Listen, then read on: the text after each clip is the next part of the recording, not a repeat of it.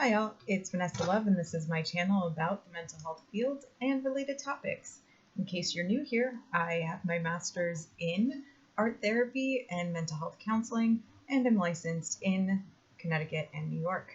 Alright, so part 2 of 10 years in private practice. Alright, I have very few notes, so just a couple of things that I wanted to talk about. So my graduate program did not really set me up for private practice. So any marketing, any value that I could put on my services was actually pretty lost on me. It was very difficult to transition from everyone knowing what we were studying and understanding completely what art therapy is, and the general population who either doesn't care or doesn't know what art therapy is. So that was a little bit of a struggle. The other issue I think that happened was that in grad school, you have to do internships and you're not paid for them. And this is a part of art therapy in general. You are not allowed to be paid for your services as an intern. And this actually was true for my second master's as well. There was like a slight chance that I might have been paid for one of my internships, but it ended up not being a very good opportunity. And let me also go into, I'm so shocked that an internship could be 40 hours, no pay, and just be like, there you go. I don't know where they expect money to come from. It's a very odd thing. I have lived on my own for many years, so any of the bills that I had, I would have to pay myself. So it was kind of just an very odd thing for me to experience. And I actually was surprised when I did career counseling and there were paid opportunities and internships, because again, never had that experience. So going from that to being like, okay, so now you have to sell your services. How much? And that's a whole anxiety thing. You have to feel like you aren't new to the fields and that you know what you're doing and that you are worth every cent that you can make. And for, that's a fairly typical struggle actually. And many people who are new to the field end up feeling like imposters, that imposter syndrome. And again, that was a struggle going from, hey, everyone knows what I do and has the complete understanding of it since we're all, in this together, to, okay, go out there, sell your services. What? You didn't prepare me for that aspect. So that took a while. I do now believe that I am worth every cent, and that and my clients agree with this as well. I know that many clients would pay me 100 times over what their insurance would ever pay me. So I do appreciate that there is so much value in what I do and in how my clients respond to that in general. And I mean, there's always going to be someone who's like, can't you just do this for $20? No, no. And so again, there's always someone who's going to be like, your price is just a little bit too much.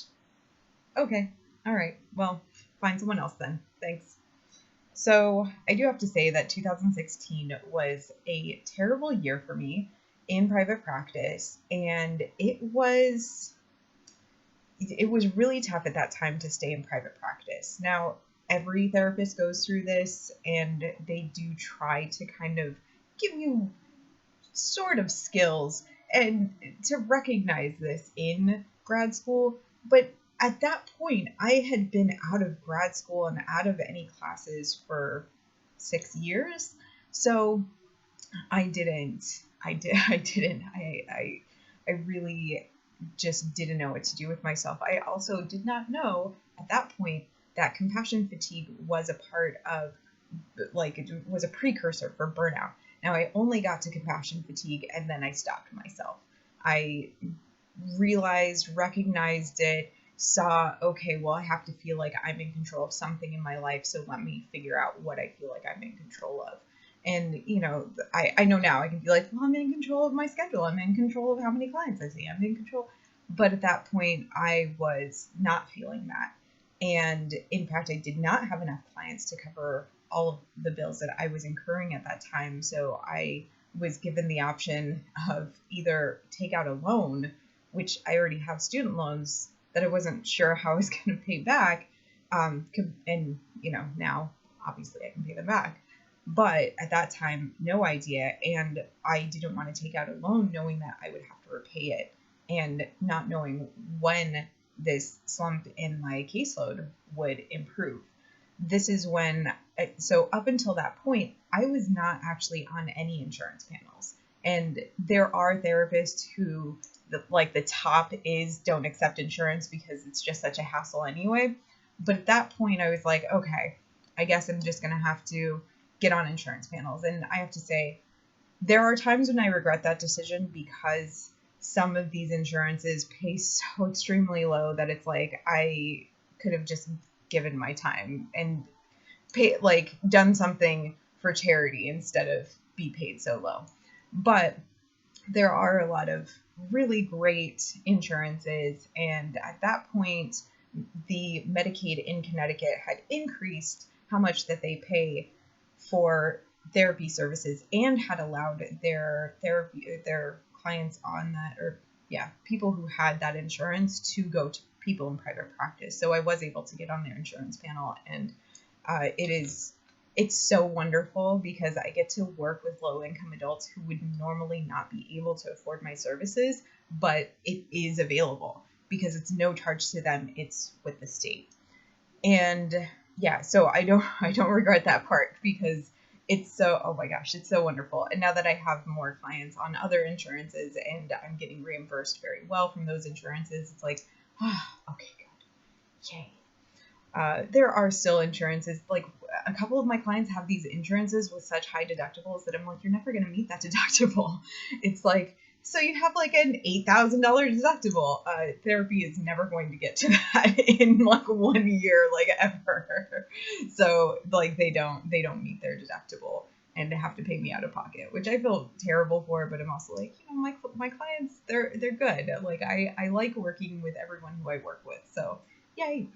But that was the year that I actually took a customer service job instead of going back to working in a group home.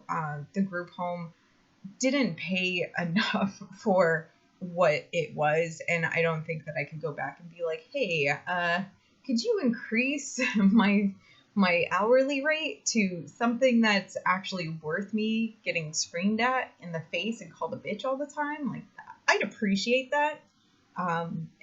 So I decided to just get a customer service job.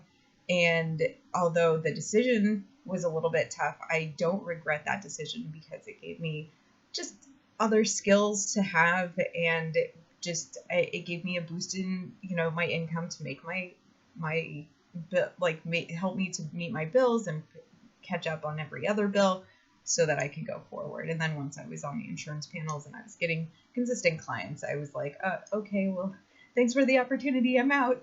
And that was perfectly fine. The other thing was bad advice. There has been plenty of bad advice out there. And I do have to say that it's tough to decide what's best, because like you'll hear something and you'll be like, yeah, that sounds right. That's the way I want to work this. And then in practice, it just doesn't work well that way. And I'm trying to think of like what I can really say. I know someone had suggested like, getting the time of day that you can call back and, all of these things. And I'm like, well, I actually, I have a work phone now and that works the best for me because I can just pick up. If my work phone rings right now, I'm going to be like, hey guys, gotta go.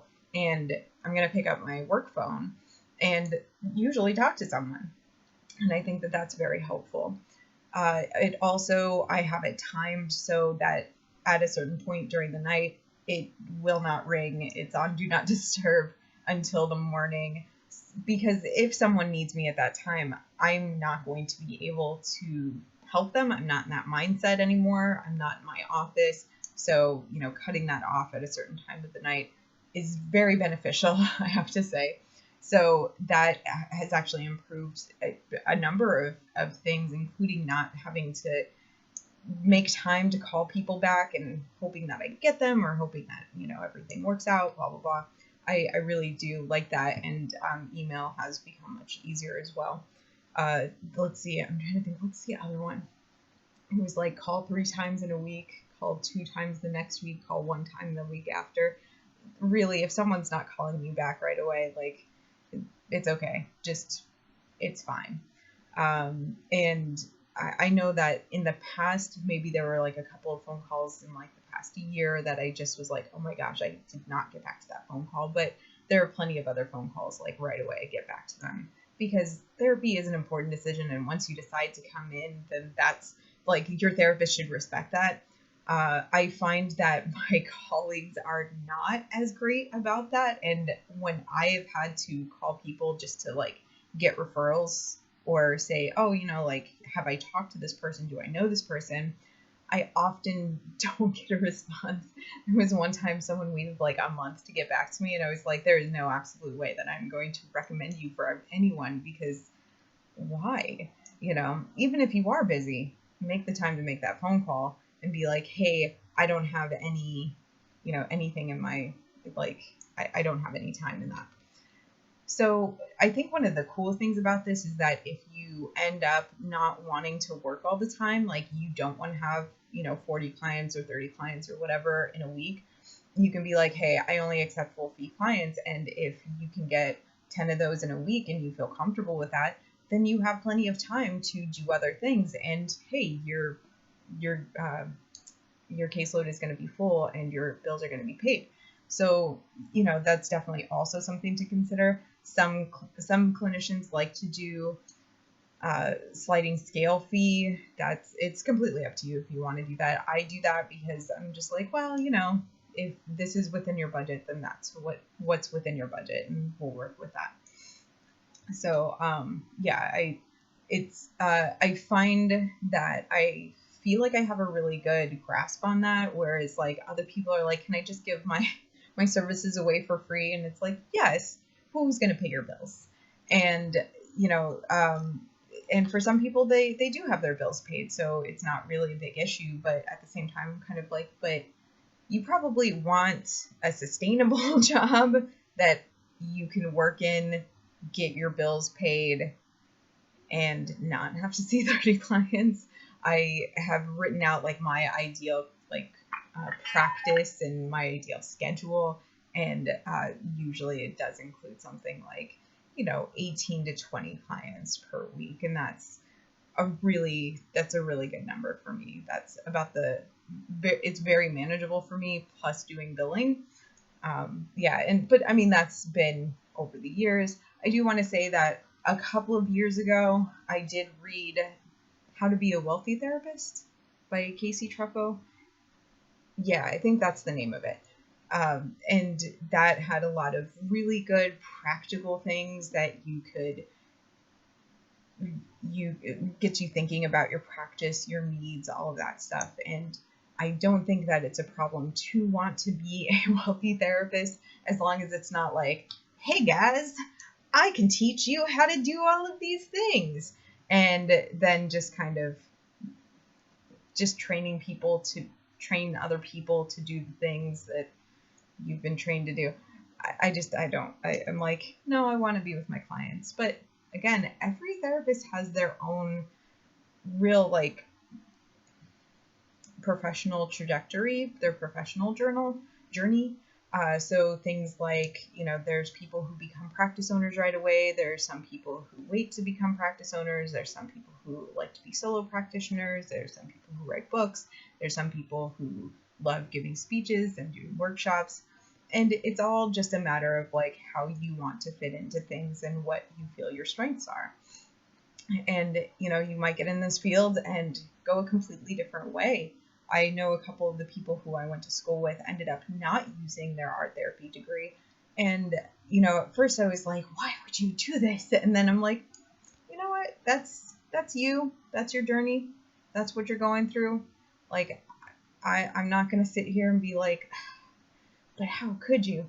You know what? That was a part of you figuring out your profession. If you don't want to use your degree, you don't use your degree. We're all good. That's how that works, right? So, yes, that is reflections on 10 years in private practice. All right, I will probably film another video and I will talk with you guys soon. All right, thanks.